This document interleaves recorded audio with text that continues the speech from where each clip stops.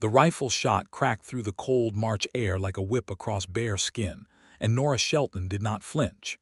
She stood at the entrance to Hatchet Pass, her chestnut mare trembling beneath her, snow up to the horse's knees and rising, and she stared up at the ridge where the smoke curled from a rifle barrel like a thin ghost dissolving into the gray sky. Someone was up there. Someone had just fired a warning shot into the snow 6 inches from her left boot, and she had not flinched. That was the moment Seth Keen decided he was in serious trouble. He lowered the rifle slowly, his jaw tight, his breath making clouds in the frozen air. He had fired that warning shot with the absolute certainty that it would turn her around. Every other rider he had warned off in 4 years of riding this ridge had turned around. Trappers, traders, a surveyor from the railroad company who had wept openly and thanked Seth for saving his life. All of them had looked up at the ridge, seen the smoke, heard the echo, and turned their horses south toward the lower valley pass. This woman looked up at the ridge, found him with her eyes through 200 yards of swirling snow, and kept moving forward. Seth swore under his breath and reached for his field glass. He pressed it to his eye and found her face through the lens. She was young, maybe 24 or 25, with dark hair plastered to her cheeks by the wind and eyes so sharp and determined, they made his chest feel strange even at this distance.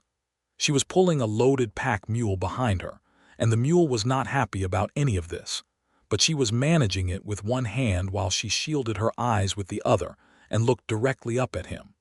Then she did something that broke every rule Seth had ever known about self-preservation in the mountains. She waved at him, not a frantic wave, not the panicked gesture of someone begging for help. A deliberate, almost imperious wave, the kind that said, "I see you up there and I am coming through regardless of what you do about it, so you might as well come down and be useful." Seth stared at her for another full 10 seconds. Then he picked up his rifle, his saddle blanket and his pride, and went down to stop her from killing herself. He would fail at that, as it turned out, but he would not fully understand for weeks that she had saved his life instead. 3 weeks before that moment on the ridge, Nora Shelton had been standing in the law office of a man named Gerald Watts in the small railroad town of Copper Bend, Colorado, listening to him explain that she was, in his considered legal opinion, ruined. The word had not surprised her. She had been ruined by various men's standards at least 3 times before. Ruined when she had refused to marry the banker's son her father had chosen for her in St. Louis. Ruined when she had taken a position as a schoolteacher in a mining camp, which no respectable woman would do. Ruined most recently when her business partner, a man she had trusted with her entire savings, had forged her signature on a deed of sale and sold the schoolhouse property that she had spent 2 years building and paying for herself. The property that was now on the north side of Hatchet Pass in the settlement of Silver Creek, Colorado. A thriving little mountain community that desperately needed a schoolteacher and had written to her with an offer and a promise of a proper building and a salary and a real chance, to build something lasting. "Miss Shelton," Gerald Watts said carefully, shuffling papers that meant nothing good, "the deed was transferred to a Mr. Calvin Drury of Denver. Whatever arrangements you believed you had with your former associate, Mr. Pike, do not appear to be legally binding now. The property belongs to Drury. The contract with the settlement of Silver Creek for your teaching position may also be in jeopardy since the building was part of the arrangement." "The building was entirely my investment," Nora said. Her voice was very steady.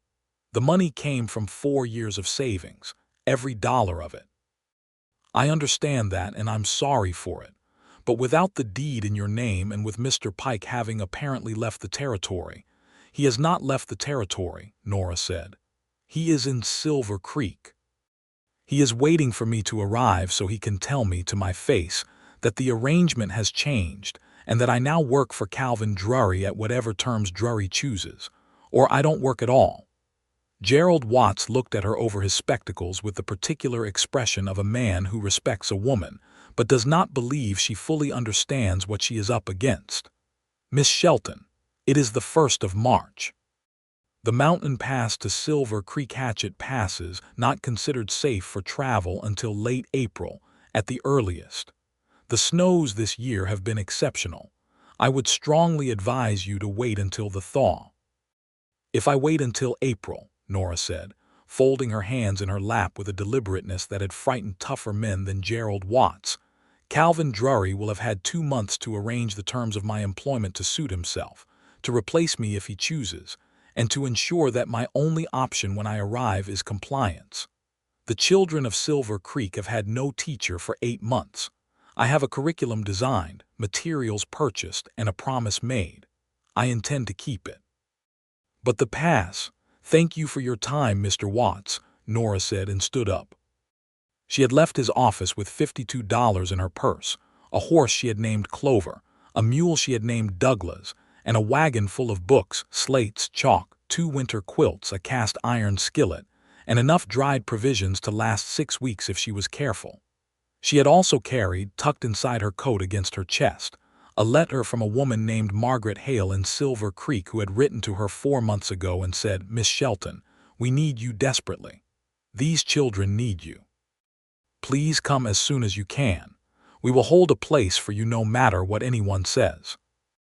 That letter was the thing that kept Nora moving when Clover stumbled in the snow, and the cold cut through her coat like a blade and the wind screamed down the canyon walls of Hatchet Pass like something alive and angry. She had been in the pass for 2 hours when the rifle shot dropped 6 inches from her boot. Seth came down from the ridge on a big gray horse that picked its way through the snow with the practiced confidence of an animal that had done this 1,000 times. He was tall in the saddle, broad across the shoulders, with a hat pulled low against the wind and a sheepskin coat that had clearly survived several hard winters. He looked like the landscape had grown him specifically for this purpose, and Nora disliked him intensely on sight because she recognized that he was going to try to stop her. He pulled up his gray 10 feet from her and looked at her for a long moment without speaking. She looked back. "You're aware," he said finally, his voice low and careful the way men spoke when they were choosing their words with unusual attention, "that I just fired a warning shot at you." "I noticed," Nora said. "Most people take that as an indication to go back." "I understood what it indicated," she said. "I disagreed with the indication." Something shifted behind his eyes. He had dark eyes, she noticed, the kind of dark that was not black but very deep brown, and they were fixed on her with an intensity that was not threatening but was absolutely focused. He was not looking at her the way men usually looked at women alone on a trail, with assessment or dismissal or calculation. He was looking at her the way someone looks at a problem they have not encountered before and are not sure how to classify. "The pass is impassable," he said. "There was a slide 2 weeks ago that buried half the eastern approach. There's a cornice above the second switchback that will come down with any significant vibration. The snowpack above the ridge is 40 feet deep in places and it's been sitting on a warm layer since February. It's a death trap. I was told the pass was impassable in April," Nora said. "It is March." He stared at her. That's not a meaningful distinction. Impassable means impassable. The month means I have a head start," she said. "I've been watching the weather since Copper Bend. There's a clear window of 3 days, maybe 4, before the next system moves in from the northwest. I've spoken to 2 trappers who came through last week, and while neither of them used what I would call sound judgment in their overall life choices, both of them confirmed the eastern route is clear if you stay to the left of the slide debris and cross the upper basin before noon each day when the cold is still firm." He was quiet for a moment. The wind moved between them. "You've planned this," he said. "I have planned everything," Nora said. "I always plan everything. It has not always been sufficient, but it has always been a better option than waiting." Seth Keen looked at her for another long moment. Then he looked up at the pass ahead, at the white walls of it and the gray sky and the particular quality of the light that he had learned over 4 years to read like text on a page. Then he looked back at her. "My name is Seth Keen," he said. "I ride this ridge for the Territorial Land Office. My job is to keep people from dying in this pass." "Nora Shelton," she said. My job is to get to Silver Creek. You're the school teacher, he said. It was not a question. She blinked. You know about the position. Silver Creek is my nearest town. I know about most things that happen there. He paused. I also know about Calvin Drury. The name landed between them with a weight that told Nora he knew exactly what it meant. Then you understand, she said, why I cannot wait until April. Seth looked at the pass again. She watched him think, watched the calculation move through him, and she had the distinct impression that she was watching a man wrestle with something that went beyond the immediate practical problem. There was something personal in it, something that he was not saying. If I let you through, he said slowly, you're my responsibility. I'll ride with you. I didn't ask for an escort. No, he agreed. But I'm the one who has to recover the bodies when people don't make it, and I have no desire to spend 3 days digging through debris looking for a schoolteacher and her mule. He said it matter-of-factly, without cruelty, but she heard something underneath it that was not matter-of-fact at all. So you can accept my company or you can turn around. Those are your options. Nora considered him for a moment. The wind pulled a strand of dark hair across her face and she pushed it back impatiently. Can you actually get us through? Yes, he said. No hesitation, no qualification, just yes. She had learned to trust that kind of answer. Men who lied usually added something to it, some embellishment, some reassurance. Seth Keen said yes the way the mountains said here, plain and undecorated and absolutely certain of itself. All right, she said, but we go at my pace. I have a mule. I can see your mule, Seth said, looking at Douglas, who was currently wearing an expression of profound existential misery. He doesn't look pleased about any of this. Douglas is never pleased about anything, Nora said. He does it anyway. We have that in common. Something changed in Seth's expression. Not quite a smile, not quite not a smile. He turned his horse and moved to the head of the small procession, and Nora followed him into the pass. The first day through the pass was the hardest thing Nora Shelton had ever done, and she had done genuinely hard things. Seth moved with a certainty through the snow that was almost supernatural in its precision. He knew where the ground was solid and where it was not. He knew which slopes to hurry past and which to traverse slowly. He spoke to her in short, practical sentences when direction was needed, and otherwise was quiet in a way that was not cold but was deeply internal, as if he was constantly listening to something she could not hear. They camped that first night in a shallow overhang of rock that Seth knew about out of the wind, and he built a small fire with the efficiency of a man who has built 1,000 fires and knows exactly how much wood they require. Nora made coffee from her provisions and cooked salt pork in the skillet and did not apologize for either the simplicity of the meal or the fact that she had simply assumed he would want some. He ate without comment, and then he said, "How long have you been doing this?" "Teaching," she said. "Moving," he said, "picking up and going somewhere new." She looked at him across the small fire. He was watching the flames rather than her, which made it easier to answer honestly. "Since I was 19, she said. "My father made an arrangement I couldn't accept. After that, I found that the only protection I could rely on was being somewhere no one expected me to be." He was quiet for a moment. "Drury," he said. "He's connected to a man named Harlan Pike." "Pike was my business partner," Nora said. "Former business partner. He told me we were building a school for the community. That it would be mine in deed and in fact. He had me sign papers I now believe were not what he represented them to be." "Pike works for Drury," Seth said. "Has for years. He moves through territories, identifies properties that are worth acquiring, finds arrangements to facilitate the transfer. He's done it in 3 other settlements that I know of." The anger that moved through Nora then was the clean, cold kind, the kind that doesn't waste itself on heat. "He targeted the school specifically," she said. "He knew a woman building a school alone would be a simple acquisition. He knew no one would pursue it through the courts on my behalf." "Probably," Seth said. He looked up from the fire then and met her eyes, and she saw in his face something she had not expected. Anger. Not at her. For her. "Drury wants Silver Creek to grow on his terms. He wants to own the commerce, the land, the institutions. A school with an independent teacher is an institution he doesn't control." What does he control currently? Nora asked. The mill, the hotel, the general store, and one of the 2 saloons, Seth said. He also has an arrangement with the county sheriff that I have documented and reported to the Territorial Land Office 3 times without meaningful response. He said it flatly, without self-pity, but Nora heard the exhaustion in it. The exhaustion of a person who has tried to do the right thing through the right channels and been ignored with great patience.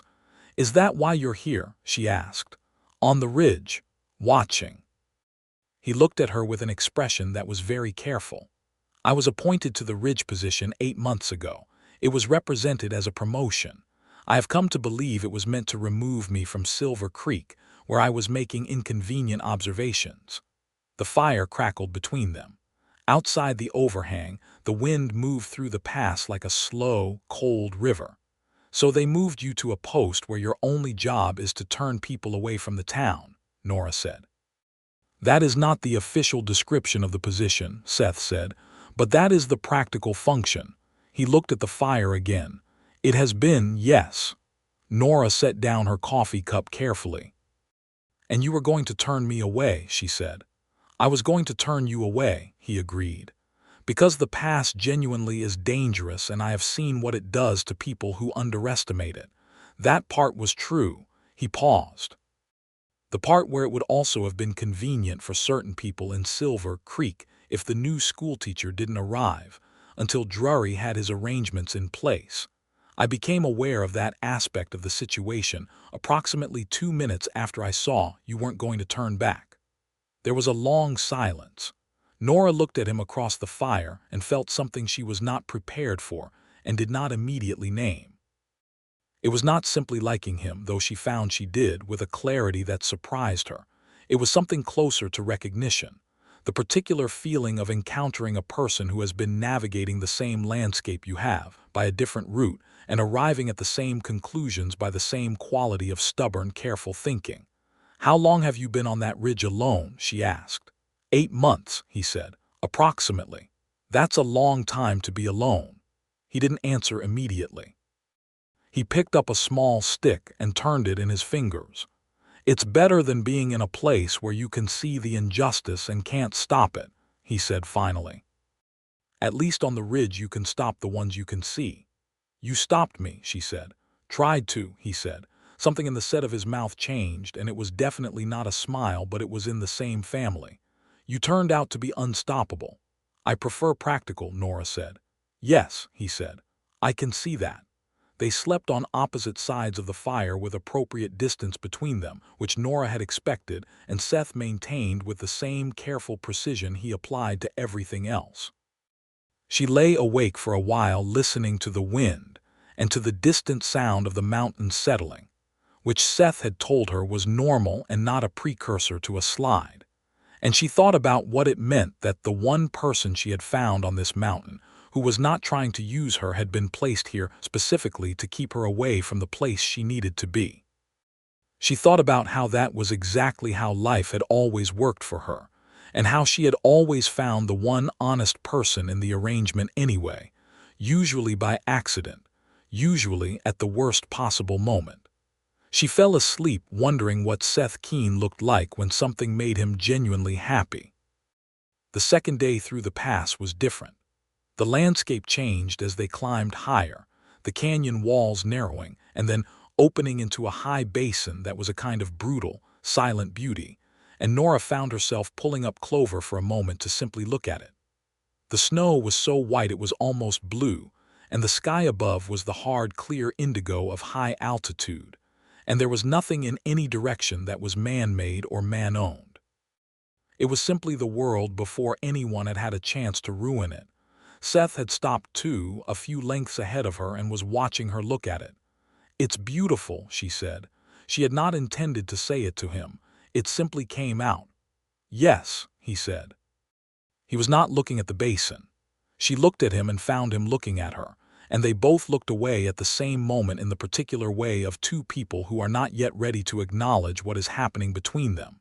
He told her about the slide then, as they crossed the eastern approach with careful, deliberate steps. There had been a group of men in January, he said, miners heading back to their claim after Christmas with their families. 3 families.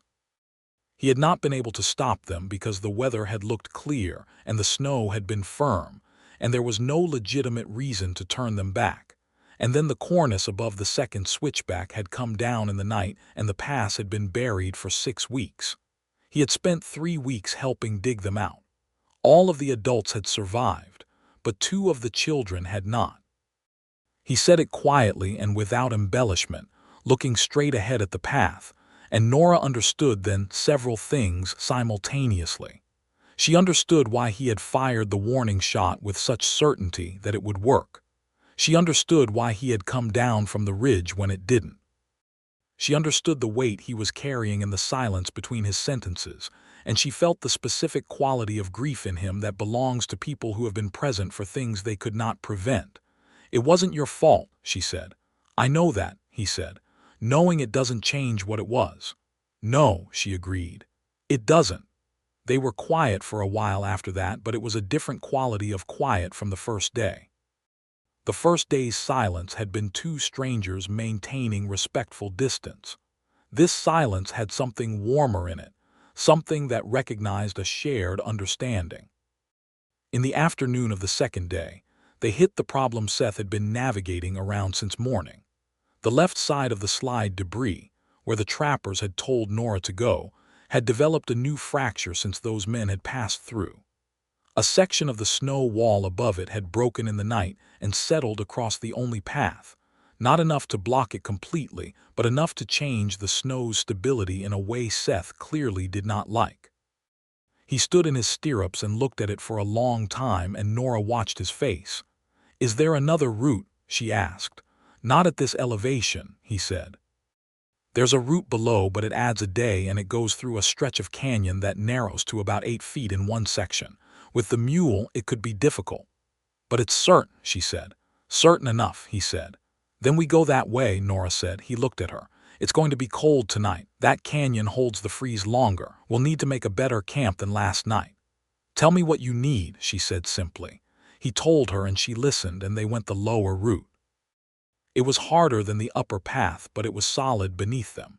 And Nora had spent enough of her life learning the difference between the difficulty that breaks you and the difficulty that simply requires more work to understand that this was the second kind. In the canyon, in the narrow stretch, Douglas the mule decided he had reached the limit of his considerable patience and refused to move. Nora got down from Clover. She walked back to Douglas and put both hands on either side of his enormous, miserable face and talked to him quietly for approximately 3 minutes. Nora could not have told anyone afterward exactly what she said to Douglas in those 3 minutes, because she was simply talking the way you talk to someone who is afraid and cold and tired and has every reason in the world to refuse to cooperate. She talked to him the way she had learned to talk to children who were frightened by the unfamiliar and needed someone to make the world slightly less enormous. Douglas began to move. Seth had been watching this from 5 yards ahead, and when Nora came up beside him, he looked at her with an expression she could not quite read. "What did you say to him?" he asked. "I told him there was better grass on the other side," she said. "Is there?" "Almost certainly," she said. "I see no reason to be dishonest with a mule." Seth smiled then. It was a full smile, unexpected and unguarded, and it did something dramatic to his face. She had thought he was good-looking in the way that the mountains were good-looking, in a stark and impersonal way, but when he smiled, he was something else entirely. He was just a man, a real man, with warmth in him that had been sitting under all that careful stillness like a fire under snow, and it was the most dangerous thing she had seen in the entire pass. She made herself look away and concentrated very hard on the canyon wall until the moment passed. That night they camped at the lower canyon exit, and Seth built a larger fire and put the horses and Douglas in a natural windbreak of rocks that he clearly knew about and had used before. And Nora made proper camp food because she had been thinking about cooking something decent for 2 days, and there was flour and lard in her provisions. She made biscuits in the skillet, which was a genuine skill she had developed in her years in mining camps, and she made dried apple gravy to go with them. And when she handed Seth his portion, he looked at it with the expression of a man who has been surviving on jerked meat and cold biscuits for 8 months and has just been handed something that smells like civilization. He ate in silence, but when he finished he said, very quietly, "Thank you. That was very good." "I was a camp cook before I was a teacher," Nora said. "It paid better, actually, but there were more people trying to marry me against my will, so I changed professions." Seth looked at her. "Men in mining camps propose to the cook. Constantly," she said. "It becomes a nuisance very quickly. I prefer the schoolroom. The children are more straightforward about what they want." "What do they want?" he asked. "Someone to take them seriously," she said. "That's mostly what everyone wants, children or otherwise. They want to be taken seriously and told the truth." He was quiet for a moment, looking at the fire. "That's not a common combination," he said. "Most people who take you seriously will soften the truth. Most people who tell you the truth don't bother taking you seriously." "I know," Nora said. "That's why it matters when you find it." She was not looking at him when she said it, but she was aware of the particular quality of the silence that followed, the kind of silence that is not empty but very full. They talked for a long time that night. About his work before the ridge, which had been a combination of land surveying and community dispute mediation that he had been genuinely good at and genuinely cared about. About her years of teaching in different camps and settlements, moving every time a situation became untenable, building something, and then having it dismantled by forces that were indifferent to what she had built. About Silver Creek, which he described with a mix of affection and frustration that told her he loved the place even as it had disappointed him, the way you can only love a place that has disappointed you if you loved it very much to begin with. He told her about his family, or the absence of it. His father had been a surveyor who had died of fever when Seth was 17. His mother had gone back east to her sister's family, and he had come west because the west was the direction that felt like room enough to be what he wanted to be. He had no dark secrets about his past, which was a quality Nora found unexpectedly refreshing, just ordinary losses and ordinary choices that had brought him to an extraordinary ridge in the middle of nowhere. She told him about her father's arrangement, about the banker's son, about leaving St. Louis with $14 and a borrowed horse. He listened without interrupting, and when she finished he said, "You have been very brave for a very long time." "I don't think of it as bravery," she said. "I think of it as not having an alternative. That's what bravery is," he said quietly. She looked at him across the fire and felt the recognition again, the deep, disorienting feeling of a person who has been alone for a long time suddenly encountering someone who speaks the same language. Not the surface language of words, but the deeper one, of values and decisions and what you are willing to refuse no matter what it costs you. She was not ready for it. She was not ready for him. She had a school to save, and a corrupt land deal to untangle, and a man named Calvin Drury to face down. And she could not afford to be undone by a pair of dark eyes and an honest voice in a canyon in March. She said goodnight with considerable firmness and rolled herself in her quilts on her side of the fire, and lay there for what felt like a very long time listening to the fire settle, before she finally slept. The third day brought them out of the pass. They emerged in the mid-morning into the long slope that descended toward Silver Creek, and the town was visible below them, a scatter of wooden buildings along a frozen creek with the blue smoke of morning fires rising from every chimney. It looked small from up here, and human, and Nora felt something complicated move through her at the sight of it. This was the place she had been building toward for 2 years. This was what Harlan Pike had tried to take from her. This was what she had come through March in the Rockies to reach. Seth stopped his horse at the edge of the descent and looked down at the town for a long moment. His profile was very still. "What happens now?" Nora asked. "You ride in," he said. "You find Margaret Hale if you haven't already written to tell her you're coming. You establish yourself before Drury knows you're here." He paused. and I will need to report to the land office that I allowed a traveler through the pass. Will that be a problem for you? She asked. Yes, he said. Probably. He said it the same way he said everything, without self-pity, just fact. Seth. She said his name with deliberate care, and he turned to look at her. Come into town. Don't go back to the ridge. Whatever they threaten, the ridge is what they want you to do. Stay in Silver Creek. He looked at her for a long moment. The morning sun was full on his face, and she could see him clearly, the tiredness in him and the stubbornness, and something underneath both of those things that was not ready to stop hoping. What would I do in Silver Creek? He said. What you were doing before they moved you to a ridge, she said. Your job. He was quiet. Below them, Silver Creek smoked and moved in its slow morning way, entirely unaware that anything was descending toward it. All right, he said finally. They rode down together. Silver Creek in March 1882 was a town of approximately 300 people, growing fast because of the silver mines in the hills above it, but not yet large enough to have outgrown the particular character of a frontier community, which was intimate and contentious and surprisingly warm to strangers it chose to embrace. The main street was mud and frozen ruts. The buildings were mostly raw lumber with a few that had been painted in optimistic colors, and the general atmosphere was of a place that was trying very hard to become what it believed itself capable of being. Margaret Hale was exactly what her letters had suggested.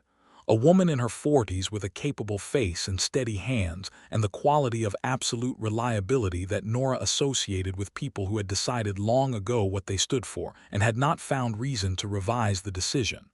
She opened her door to Nora's knock and stood for a moment staring at her, and then she said, "You came through the pass." "I did," Nora said. "In March." "Yes." Margaret Hale looked past Nora at Seth Keene, who had stopped his horse at the edge of the yard with the instinct of a man who knows when he is not yet invited into a conversation, and then she looked back at Nora. "Come in," she said. "Both of you. I'll put coffee on. You need to hear everything that's happened in the last 2 weeks." What had happened in the last 2 weeks was significant. Calvin Drury, apparently anticipating that Nora would eventually arrive, had moved ahead with his arrangement regarding the school building. He had filed papers in the county seat asserting that Harlan Pike's sale of the property to him had been legal, which it had been, in the technical sense that Pike had held a signed power of attorney that Nora had given him in good faith to handle certain administrative matters of the property. The power of attorney had been broad enough, deliberately so, to allow the sale. The community of Silver Creek had, in response to this, done something remarkable. They had held a meeting, they had voted, and they had decided by a significant majority that they were going to build a new school. They had not waited for Drury's permission. They had not asked the county seat. They had simply decided, the way frontier communities decide things when the official channels have failed them, that the need existed and they were capable of meeting it. There were 3 carpenters in town, one of whom was Margaret Hale's husband. There was timber from the mill. There was a piece of land 2 blocks from the main street that a rancher named Tom Briggs had donated outright because his 4 children had had no school for 8 months, and he was done waiting for other people to solve the problem. "The building will be ready in 6 weeks, Margaret said, "if the lumber holds and the weather cooperates and we don't have too many setbacks." "And in the meantime?" Nora asked.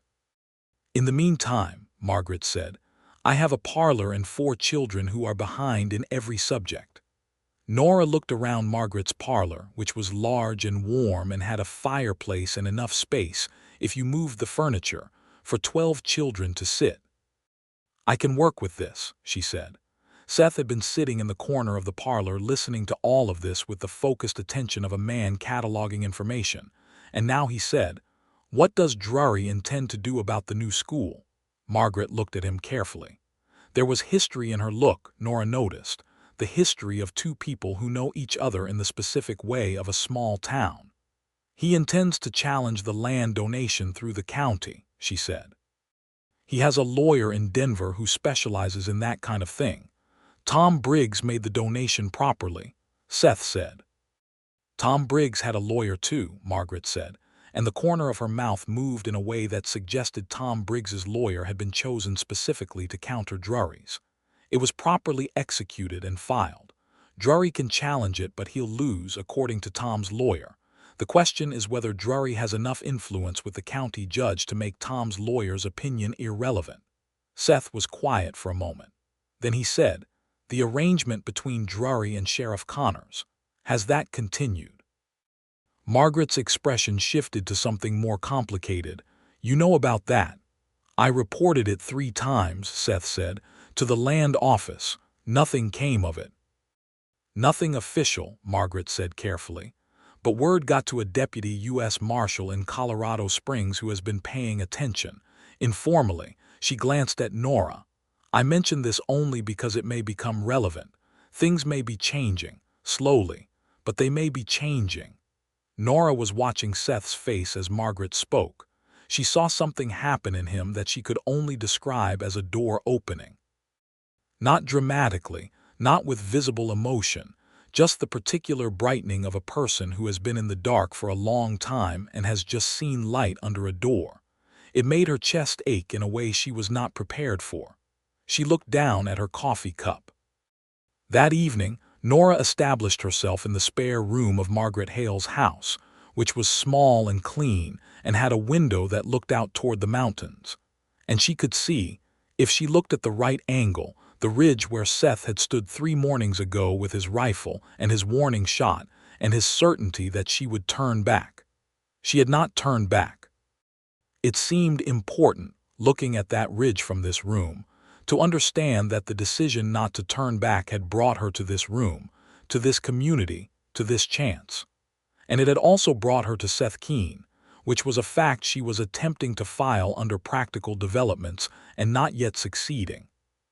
Seth had taken a room at the town's smaller hotel, which was not owned by Drury and whose proprietor, a retired miner named Archie Cole, was part of the community coalition that had voted to build the new school.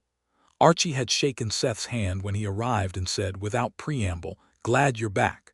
We needed you here 8 months ago." "I know," Seth had said, and Archie had given him a key and not pressed the point further. The next morning, Nora started teaching.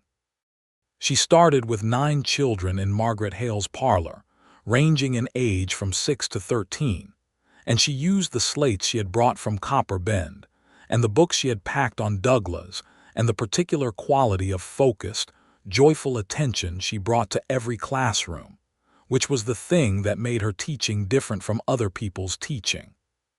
She had been told by a teacher she'd admired once that the secret to good teaching was making every child feel that what they were learning was the most interesting thing in the world, and that the only way to do that was to actually believe it yourself.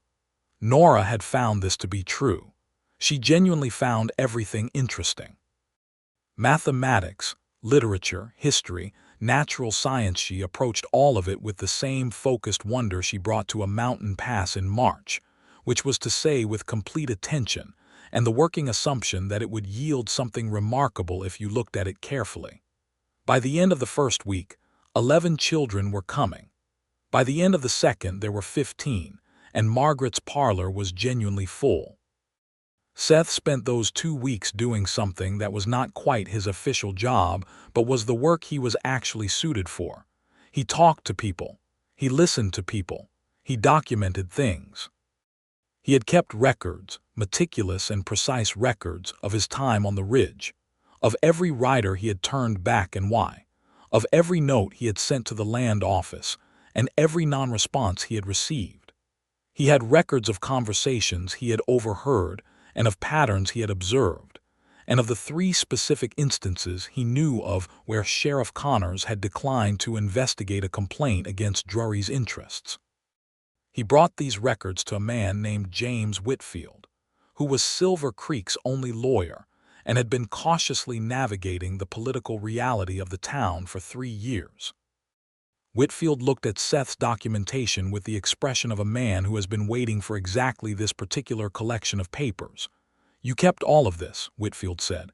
"I kept all of it," Seth said, "from the ridge. I had a considerable amount of time, Seth said. Whitfield looked up at him. I need to get this to the deputy marshal in Colorado Springs, he said.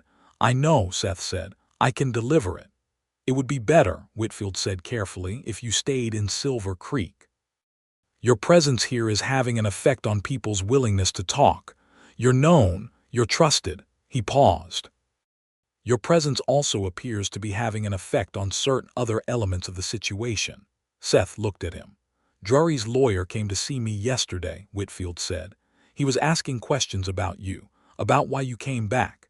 He was trying to determine whether your return was connected to official action or to personal reasons. Whitfield allowed a small pause. I told him I understood your return to be personal. I hope that is not entirely inaccurate. Seth thought about Nora Shelton's face by firelight, about 15 children learning fractions in a borrowed parlor, about the way she had waved at him from the mouth of the pass with that absolute, unironic authority. It's not inaccurate, he said.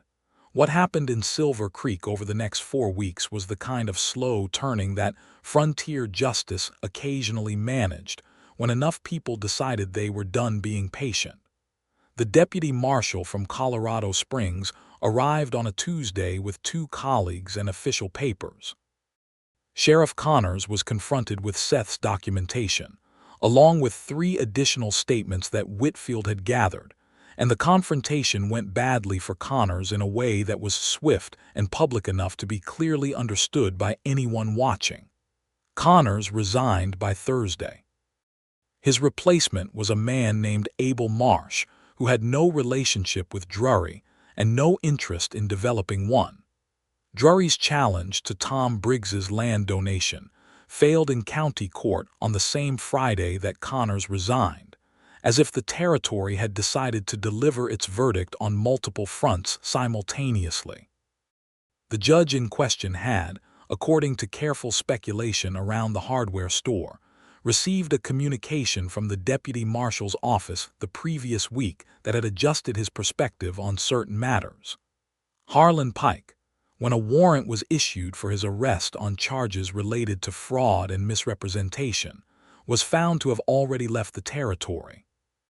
He was not pursued vigorously, which was a frustration, but his absence meant that Silver Creek was no longer dealing with an active infiltration, merely the cleanup from a completed one. Calvin Drury remained in Silver Creek. He was not arrested because the specific crimes attributable directly to him were difficult to prove, and he remained wealthy and unpleasant and continued to own the mill and the hotel and the 2 saloons. But he was diminished. The invisible authority he had held over the town's institutions was gone, replaced by something more transparent, and the people of Silver Creek, who had been quietly resentful for 2 years, were now openly capable of organizing around what they actually wanted. The school building went up in 5 weeks.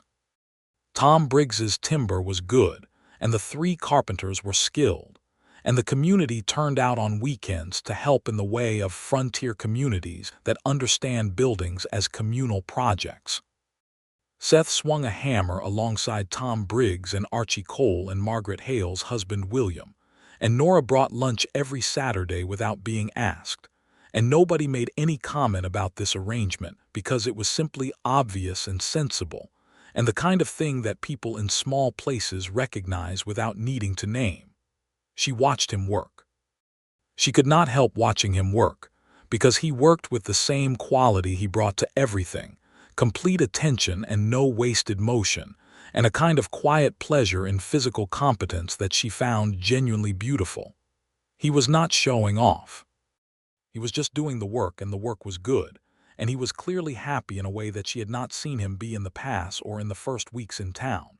He was happy, she realized, because he was where he was supposed to be. She understood that feeling with her entire body. On the 3rd Saturday of building, he came to where she was laying out food on a table set up near the construction and said, "Can I talk to you when this is done?" "Yes," she said, without looking up from the bread she was slicing. "Tonight," he said. "Yes," she said again. He went back to work, and she finished laying out the food and felt her hands shaking very slightly, which she found irritating and also completely understandable, and did not give herself a hard time about. That evening, he found her at the edge of the building site, after the other workers had gone home, and the new school walls were standing raw and clean in the last light.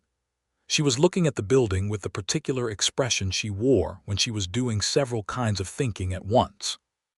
He came and stood beside her. "I owe you an explanation," he said. She looked at him. "For what?" "For the warning shot," he said.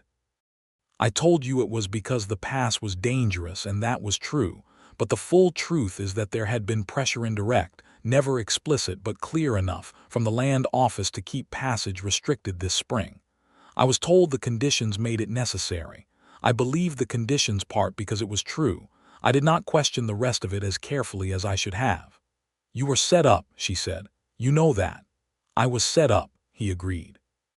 "And I chose to believe the version of events that made my complicity unintentional. That's not the same as being entirely innocent." She was quiet for a moment. "You came down from the ridge," she said, "when I didn't turn back. You came down." "I couldn't not," he said. She looked at the building, then at him. "I know you couldn't," she said. "That's not nothing." He turned to face her fully, and she recognized the particular quality of vulnerability on his face as the thing she had sensed under his stillness from the beginning, the part of him he had been keeping very carefully behind the careful, practical exterior. "I need to tell you something else," he said. His voice was quiet but very steady. "I have been thinking about very little but you for 4 weeks, since the canyon, since you convinced a mule to walk by talking to him about grass."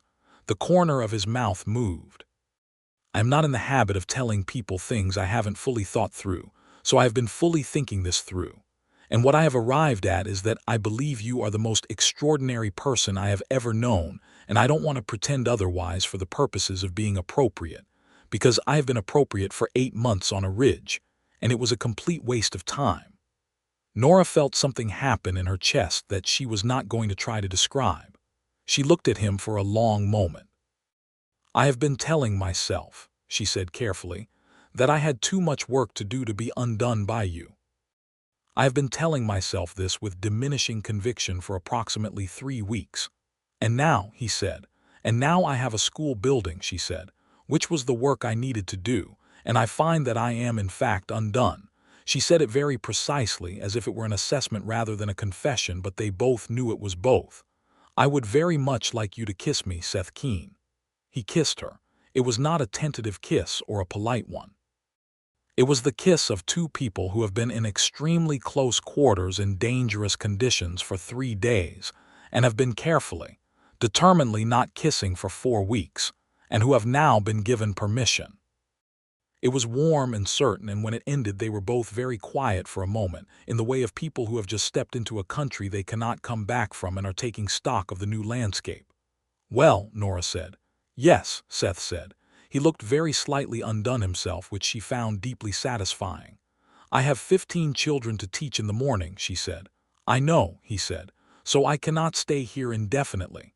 "I know," he said. He was smiling, and it was the same smile she had seen in the canyon, the unguarded one, and she decided on the spot that she was going to spend a considerable amount of time and effort getting him to smile like that as frequently as possible. "But perhaps," she said, "we could have dinner tomorrow, not here, somewhere actual." "Archie Cole does a good Sunday dinner," Seth said. "He made a proper roast last week." "Then Archie Cole's hotel," she said. "Tomorrow." "Tomorrow," he said. She walked back to Margaret's house in the dark with the particular lightness of someone who has set down a weight they didn't fully know they were carrying. And the mountains were silver above the town in the moonlight, and the air was cold and clean. And Silver Creek was, she thought, exactly what she had come through a dangerous mountain pass in March to find. Even if she had not known, when she started, that Seth Keen was one of the things she would find there. Dinner at Archie Cole's hotel was the first of many. Spring came to Silver Creek the way it comes to mountain towns, slowly and with frequent reversals. A warm week and then a return of cold, crocuses under snow and then sun again, the creek thawing and refreezing and then finally, definitively, running. The school building was finished on the first day of May, and the entire community came to see it opened. It was a single large room with proper windows and a wood stove and blackboards that William Hale had built himself and benches that fit 24 children. There was a small room at the back that could serve as a storage room or, if necessary, as Nora's own space. There was a bell above the door that Tom Briggs's youngest daughter had polished to a mirror finish the day before.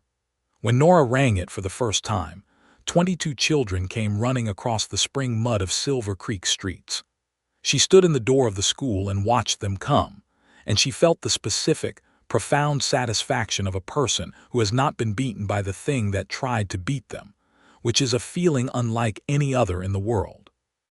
Seth was standing at the edge of the crowd with Archie Cole and Tom Briggs and a collection of other people who had made the school possible. He was watching her ring the bell. When she looked at him, he nodded once, and she understood everything he meant by it. By June, they were walking out together in the way that small towns notice and approve and make the subject of considerable friendly commentary. By July, he had started leaving wildflowers on her desk in the schoolroom, which she pretended not to notice, and he pretended not to do, and everyone in Silver Creek was aware of both pretenses and found them extremely endearing. By August, the deputy U.S. Marshal had completed his investigation and filed formal charges against Connors, who had not yet managed to leave the territory, and Calvin Drury found himself the subject of a civil complaint from several community members whose properties he had acquired through pike-adjacent methods. Drury hired his Denver lawyer, but the combination of Seth's documentation and Whitfield's meticulous case building was, as Whitfield had promised from the beginning, sound. The civil complaint was settled in September. Drury paid, not as much as he should have, but enough to matter, and enough that the precedent was clear. He sold the hotel and one of the saloons in October and departed Silver Creek that same month with considerably less influence than he had arrived with. The mill he kept, because the mill was simply a mill, and there was nothing inherently corrupt about a man owning a mill. Harlan Pike was never found. This was the injustice that Nora carried the longest, the specific bitterness of a man who had used her trust as a tool, escaping the consequences entirely. But she had learned, in several hard schools before Silver Creek, that some debts never get collected in the way you would choose, and that the life you build despite the theft is the fullest revenge available to you. She built it deliberately and well. On an evening in October when the aspens had gone gold and the first snow of the season was dusting the peaks above town, Seth Keene came to the schoolroom after the children had gone home and found Nora erasing the blackboard. He watched her for a moment from the door, the light falling across her in the golden dusty way of October evenings in the mountains, and he thought about a ridge in March and a woman who had waved at him with complete imperious authority. And he thought that the specific thing he had decided in that moment, that he was in serious trouble, had been one of the most accurate assessments of his life. He was in serious trouble. He had been in this trouble for months.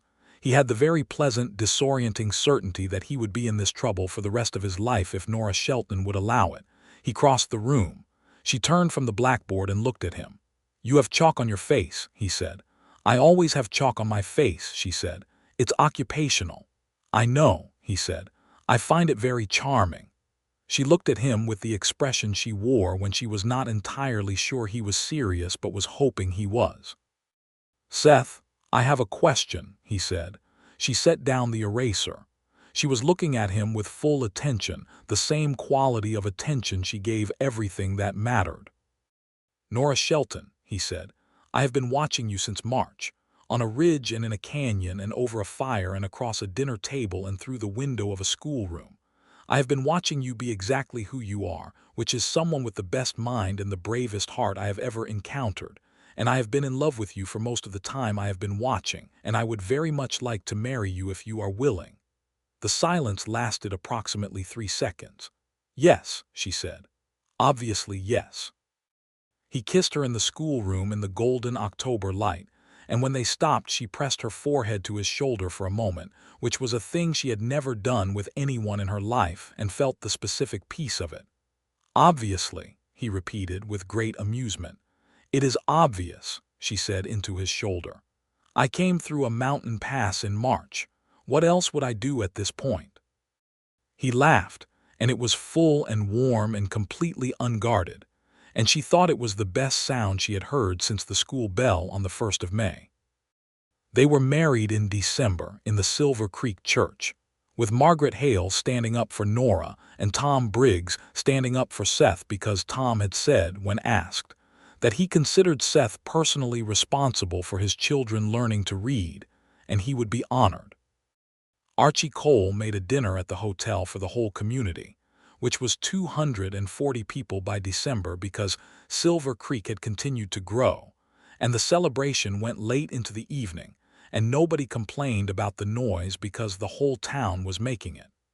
Calvin Drury, who was still technically residing in Silver Creek pending the resolution of certain legal matters, sent a card. Nora read it, said nothing, and filed it in the same category as Harlan Pike, which was the category of things that happened and then were put behind you. Seth bought a house on the edge of town with 3 rooms and a porch that faced west toward the mountains.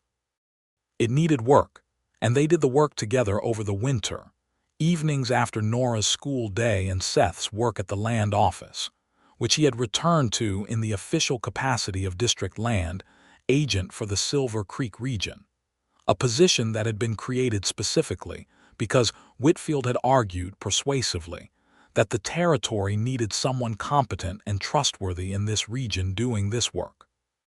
Seth had noted that the position could be seen as exactly what he had been doing before they moved him to the ridge. Whitfield had agreed, and pointed out that this time he would have considerably better support. The house had a kitchen with a window that let in the morning sun, and Nora cooked in that kitchen with the same quality she brought to everything, thorough and competent and occasionally experimental in ways that Seth ate with absolute good faith and only once regretted. The window looked east, toward the pass, which was visible from the right angle on the clear days that came in winter when the air was still, and the sky was a hard, bright blue. She looked at it sometimes while she cooked and thought about what it had taken to get here, about the cold and the decisions and the warning shot that had started everything, and she felt grateful in a way that was not simple gratitude but the complicated earned kind, the kind that knows what it cost. In the spring, she found that she was expecting a child.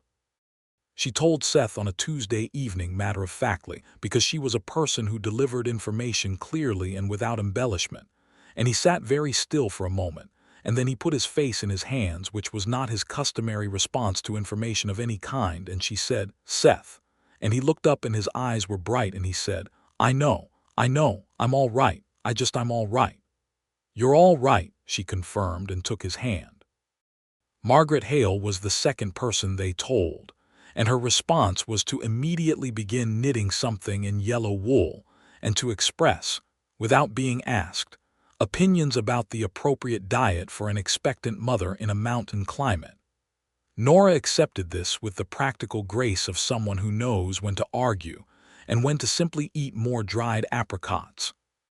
The summer was warm and long, and Nora taught through June and stopped in July because the heat and the pregnancy made the schoolroom difficult, and the woman who substituted for her was a young woman named Clara Rhodes, who had been one of Nora's older students 3 years earlier, and had developed, under Nora's teaching, a genuine gift for arithmetic that she had been turning into a solid practical education for herself ever since. Seth watched Nora not teaching with the particular attention of a man who knows that a person who loves their work as much as Nora loves hers is enduring a real deprivation, and he made sure that the deprivation was offset by other things. He took her walking in the evenings when the heat had softened and the light was long and golden over the mountains.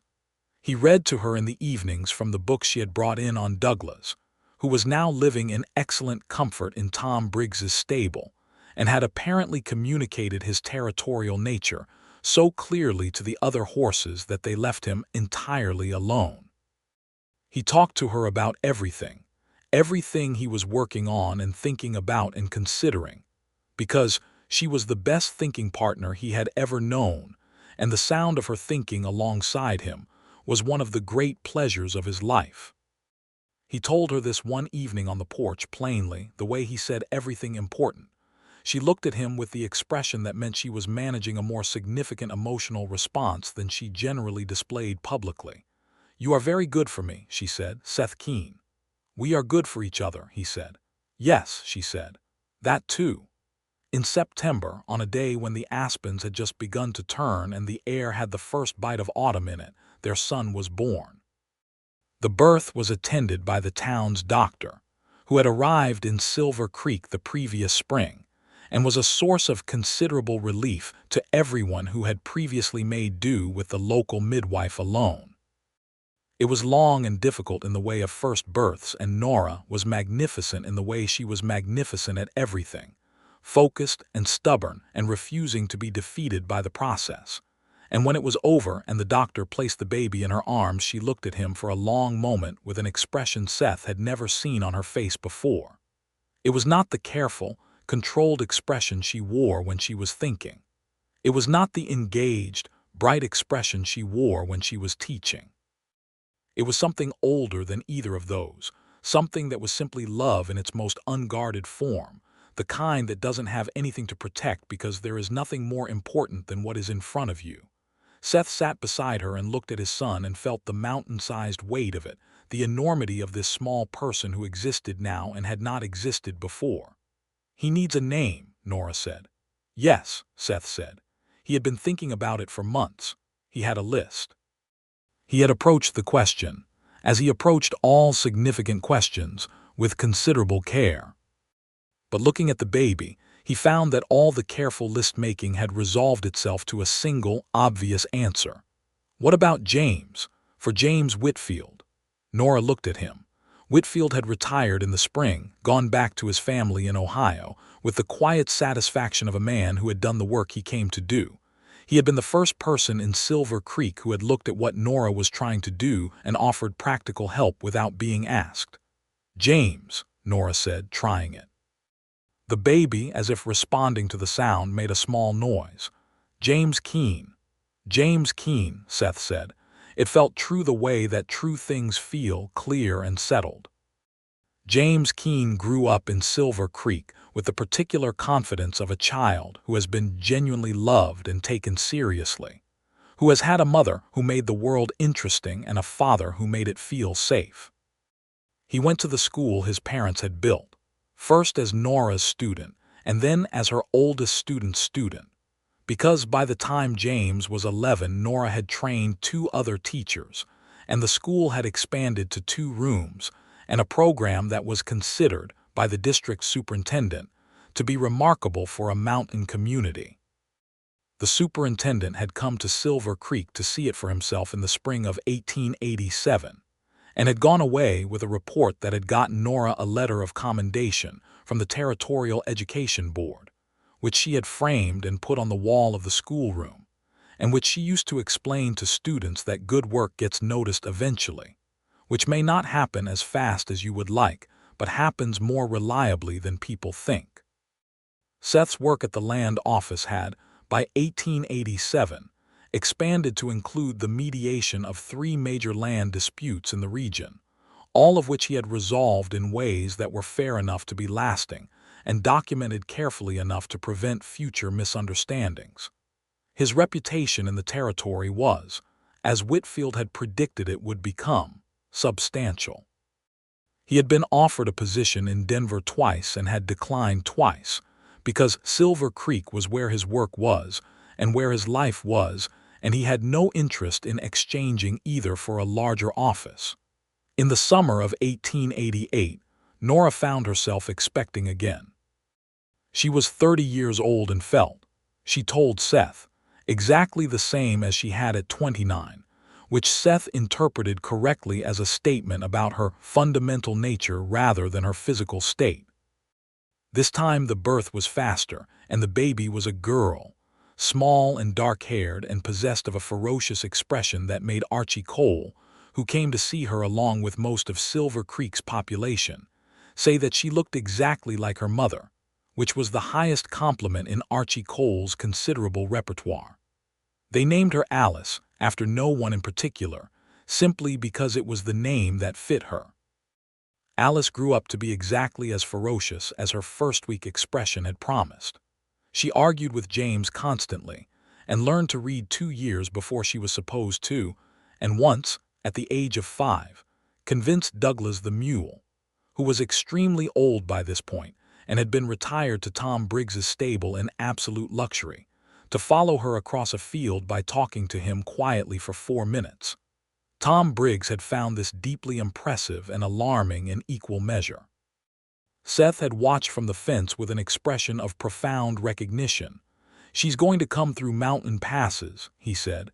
"Good," Nora said, standing beside him. "Someone should." He put his arm around her, and she leaned into his side in the way she had learned to do over 7 years of being with someone you trust completely, and they watched their daughter lead an ancient, extremely opinionated mule across a field in the Colorado sunshine. The mountains were blue above the town, still snow-capped in June the way they always were, and the pass was visible from here, Hatchet Pass, the line of it clean against the sky. Nora looked at it the way she always did when she caught it from the right angle, with the compound feeling she had developed for it, which was something between gratitude and amusement and the deep satisfaction of a thing that had been very difficult and then became the beginning of everything. "I think about that morning sometimes," she said.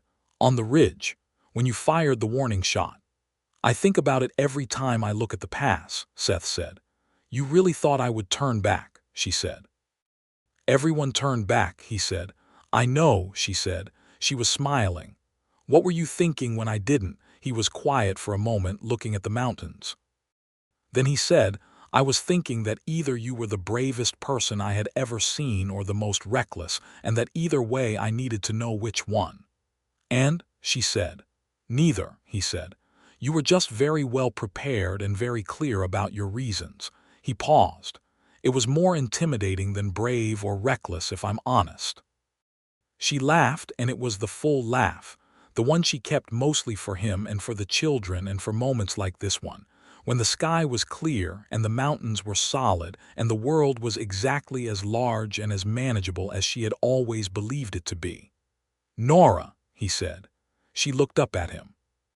He was looking at her with the expression she knew best, the open one, the one without any of the careful stillness that the ridge had put into him, and that 7 years of Silver Creek and a good life had almost entirely dissolved. "I'm glad you waved at me," he said. "I'm glad you came down," she said.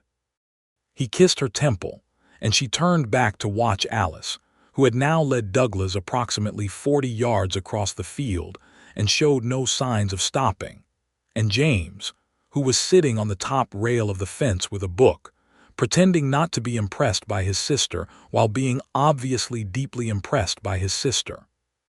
Behind them, Silver Creek moved in its afternoon way, the sound of it familiar and warm.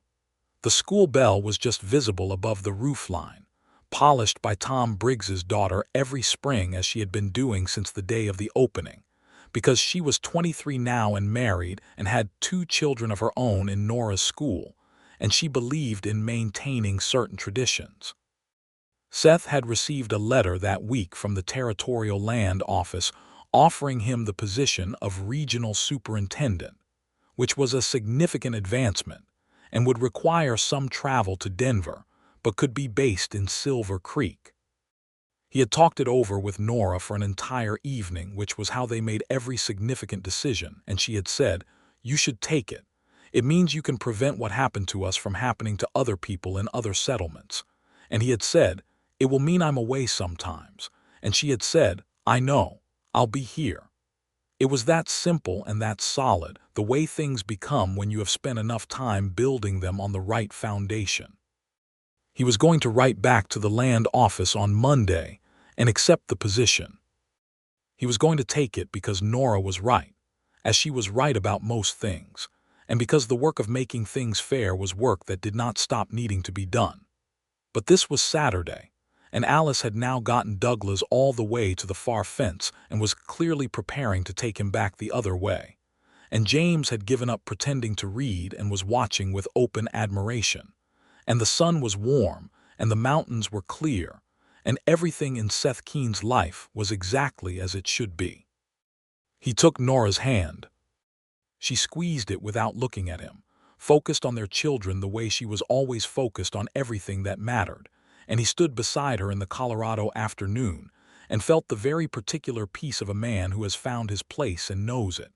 Not the ridge, not the isolation of warning people away from a life that was being managed by someone else's corruption. The place that was actually his. This town, this woman, this life made deliberately and well. The woman who had come through in March when she was told she couldn't. The woman he had been watching from the ridge. The woman who had waved at him. He had not known on that ridge that the most important decision he would ever make was to come down. He understood it fully now. Alice's voice carried across the field, clear and imperious, telling Douglas that the grass on the north side was excellent and there was no reason whatsoever to be difficult about it. Douglas walked. Nora laughed again, the full one, and Seth pulled her hand and held it against his chest, right over his heart, and she turned and looked at him with dark eyes that were still, after everything, the most alive eyes he had ever seen.